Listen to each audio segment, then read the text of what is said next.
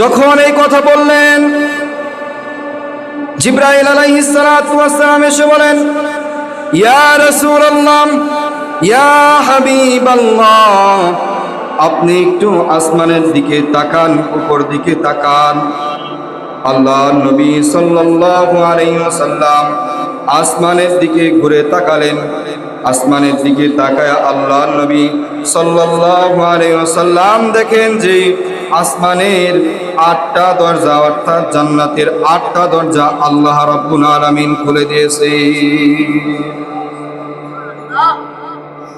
আবার এই রাতের ভিতরে প্রমাণ আছে, জিবরাইল আলাইহিস সালাতু ওয়াস সালাম এসে বলে, ইয়া রাসূলুল্লাহ, ইয়া হাবিবাল্লাহ, আপনি একটু আসমানের দিকে তাকান।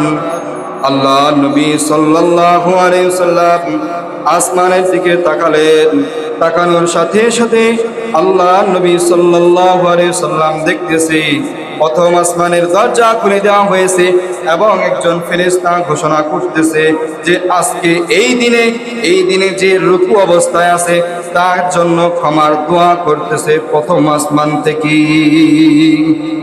অর্থাৎ যে রুকু অবস্থায় আছে, আল্লাহ নবী সাল্লাল্লাহু আলাইহি ওয়াসাল্লাম বলেন যে আমি তাকায় দেখলাম যে দ্বিতীয় আসমান থেকে এক ফেরেশতা আওয়াজ দিয়ে বলতেছে, ওই ব্যক্তির জন্য ক্ষমা, মাগফিরাতের জন্য দোয়া। ওই ব্যক্তি হলো যে এই দিনে সিজদা অবস্থায় আছে, এই দিনে সিজদা অবস্থায় আছে।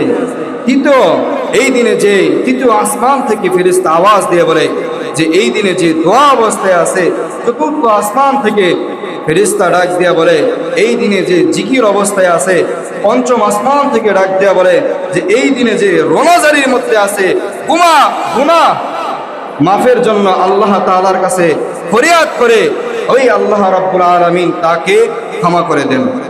ষষ্ঠ আসমান থেকে আওয়াজ দিয়ে ফেরেশতা বলে যে সমস্ত মুসলিম জাহানের জন্য ক্ষমার ঘোষণা। সপ্তম আসমান থেকে আল্লাহ রাব্বুল আলামিন এর ফেরেশতা ডাক দিয়া বলেন ওই জন্য ক্ষমা, ওই ব্যক্তির জন্য ক্ষমা যে গুনার জন্য আল্লাহ তাআলার কাছে তওবা করেছে, গুনার জন্য আল্লাহ তাআলার কাছে মাফ চেয়েছে, আল্লাহ রাব্বুল আলামিন তার গুনাহ মাফ করে দেন। মুহতারাম হাজিরিন, হাদিসের ভাষায় বলা হয় লাইলাতুন নিসফি মিন শাবান, ফারসিতে বলা হয় শবে বরাত, আরবিতে বলা হয় লাইলাতুল বরাত। এই দিনটা হাদিস থেকে প্রমাণিত। আল্লাহর নবী সাল্লাল্লাহু আলাইহি ওয়াসাল্লাম বলেন, ইদা কানাত লাইলাতুন নিসফি মিন শাবান কুমু লাইলাহা ওয়া সুমু ইয়াওমাহা। আল্লাহর নবী সাল্লাল্লাহু আলাইহি ওয়াসাল্লাম বলেন যে তোমরা 14ই শাবান দিবাগত রাত্রে তোমরা আল্লাহ তাআলার ইবাদত করো এবং তুমি পরের দিন রোজা রাখো। এই আল্লাহ নবী সাল্লাল্লাহু আলাইহি ওয়াসাল্লাম সাহাবীদেরকে এই ঘটনা জানায় দিলেন, এই বিষয় জানায় দিলেন। আল্লাহ নবী সাল্লাল্লাহু আলাইহি ওয়াসাল্লাম এই দিবস আসলে আল্লাহ নবী সাল্লাল্লাহু আলাইহি ওয়াসাল্লাম বিশেষ কিছু কাজ করতেন। আল্লাহ নবী সাল্লাল্লাহু আলাইহি ওয়াসাল্লাম বলেন যে আমি এই দিবসে আল্লাহ তাআলার কাছে বেশি বেশি ফরিয়াদ করতাম, বেশি বেশি তওবা করতাম।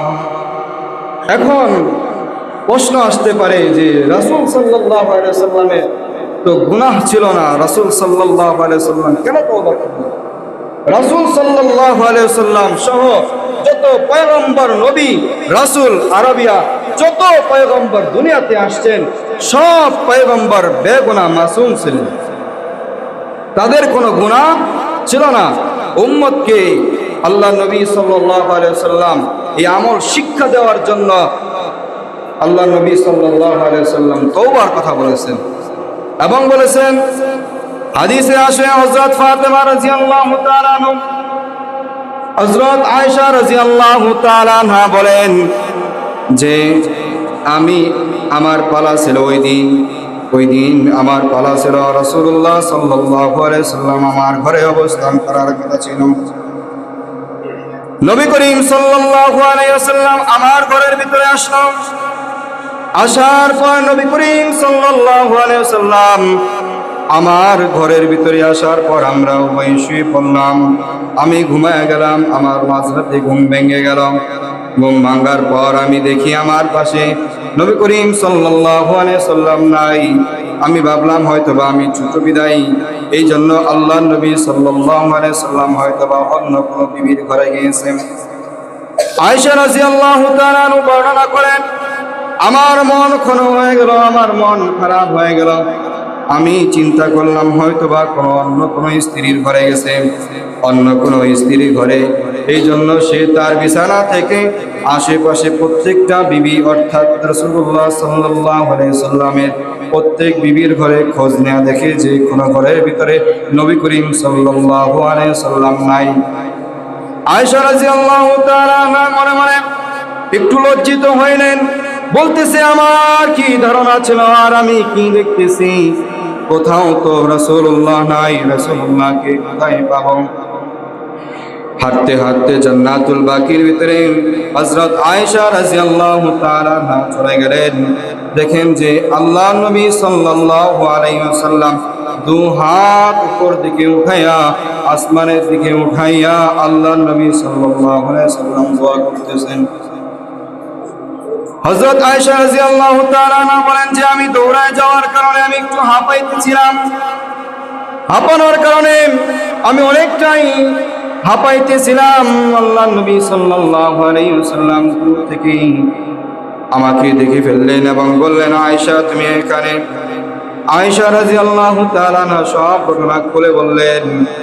রাসূলুল্লাহ সাল্লাল্লাহু আলাইহি ওয়াসাল্লাম ডাক দিয়া বলে, আয়েশা আমি কি তোমার হক নষ্ট করব এটা কি তুমি ভেবেছো? না না, আমি তোমার হক নষ্ট করব না। তুমি ঘুমাই গেছো বিদায় আমি একটু বাহিরে আসছি।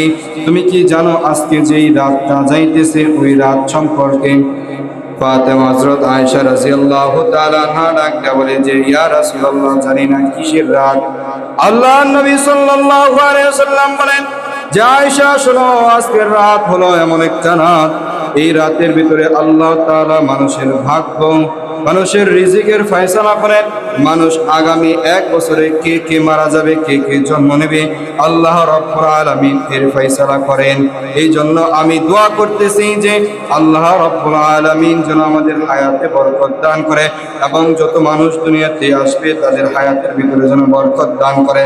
আল্লাহ নবী সাল্লাল্লাহু আলাইহি ওয়াসাল্লাম আরো জানায় দেন যে ফাও আমার আয়েশা শোনো, এই রাতের ভিতরে আল্লাহ রাব্বুল আলামিন বলেন যে এই রাতের ভিতরে যে আল্লাহ তাআলার কাছে ক্ষমা চাইবে, আল্লাহ তাআলা তার সমস্ত গুনাহ খাতা মাফ করে দিবেন। সুবহানাল্লাহ। আল্লাহ নবী সাল্লাল্লাহু আলাইহি ওয়াসাল্লাম বলেন যে শবে বরাত আর শবে কদর, শবে বরাত শবে কদর, আল্লাহ রাব্বুল আলামিন শবে কদরকে গোপন রাখছেন এবং শবে বরাতকে আল্লাহ রাব্বুল আলামিন প্রকাশ করেছেন। কেন এই শবে বরাতকে আল্লাহ রাব্বুল আলামিন প্রকাশ করলেন এবং কেন শবে কদরকে আল্লাহ রাব্বুল আলামিন গোপন করলেন? আমরা যদি দেখি শবে বরাত আল্লাহ রাব্বুল আলামিন এই জন্য আল্লাহ রাব্বুল আলামিন উন্মোচন করেছেন যে এই রাতে আল্লাহ রাব্বুল আলামিন মানুষের ভাগ্য রচনা করেন। মানুষের ভাগ্য কি হবে আগামী 1 বছর, মানুষের রিজিক কি খাবে, মানুষ কোন মানুষটা জন্ম নেবে, কোন মানুষটা এই দিনে আগামী 1 বছরের ভিতরে দুনিয়া থেকে বিদায় নিয়ে যাবে, এই ফয়সালা আল্লাহ রাব্বুল আলামিন এই দিনে করেন। এই জন্য রাসূলুল্লাহ সাল্লাল্লাহু আলাইহি ওয়াসাল্লাম এই দিনে বেশি বেশি দোয়া করতে বলেছেন, হায়াতের দোয়া। এবং যেই তোমার রিজিকের সমস্যা থাকে, রিজিক আল্লাহ তাআলার কাছে চাও। তোমার যে কোনো সমস্যা, মুসিবতের ভিতরে আসো, মুসিবতের কথা আল্লাহ তাআলাকে খুলে বলো। সমস্ত কিছু যদি তুমি আল্লাহ তাআলাকে খুলে বলো, আর আল্লাহ রাব্বুল আলামিন প্রথম আসমানে অবস্থান করতেছেন, আল্লাহ রাব্বুল আলামিন বলেন বান্দা বলার সাথে সাথে আমি আল্লাহ রাব্বুল আলামিন কবুল করেন।